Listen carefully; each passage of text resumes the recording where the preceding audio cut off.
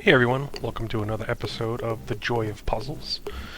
This is not going to be your normal episode where I do a review of a single puzzle and talk about all the things that I went through to build it. Instead, I have for you a montage of puzzles that I own that are less than 300 pieces in size. I'd call them kids puzzles. They're usually for a much younger age group, and no one of them actually warranted its own video. So, that being said, we have this diverse collection of puzzles from my childhood, which is a really long time ago, to puzzles that were bought for my children, who are adults now. It's also, I did something very different with the video. I experimented with some stop-motion photography. My son had made the recommendation, and I was able to find some software on my Linux system that allowed me to do this. So it's kind of an interesting way to view a puzzle being assembled. It's not something that I want to do for a larger puzzle, because it is quite tedious taking a picture after every single piece. I also found that building puzzles this way didn't flow like it would for a regular puzzle. I mean, it's still all very quick. They all still take less than an hour to put together. The truth of the matter is you can't build like you normally do, where you kind of group a lot of light pieces, you build internal features, and you kind of expand your way out. I felt that in order for this to work correctly, I had to kind of build them in a very linear manner.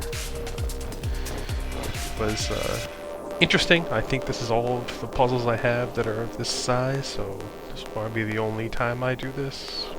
Probably. You never know. Perhaps people like it, and it will inspire me to attempt to do it again at a later date on a much bigger puzzle. This little puzzle here, I'll confess to a little trick photography here. I actually took the puzzle apart, not built it in this manner, and reversed the footage. Regrettably, it was missing a piece. This puzzle is quite old, if you can't tell by the subject matter and the quality of the puzzle itself. That being said, it's, again, meant for a kid. This is probably my favorite puzzle out of the group. Those of us in here that are listening that are old enough to remember this subject matter, I built this puzzle a lot as a kid.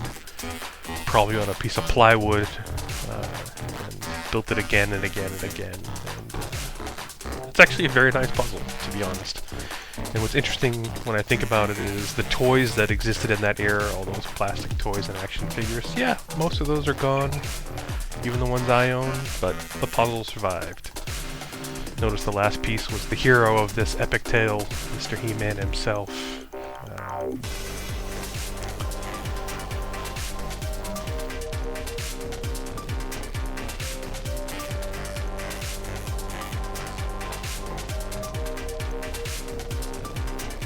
I also played with the puzzle pieces a little bit. You'll see little tidbits of animation where the pieces work their way across the table and fall into the puzzle at the last moment.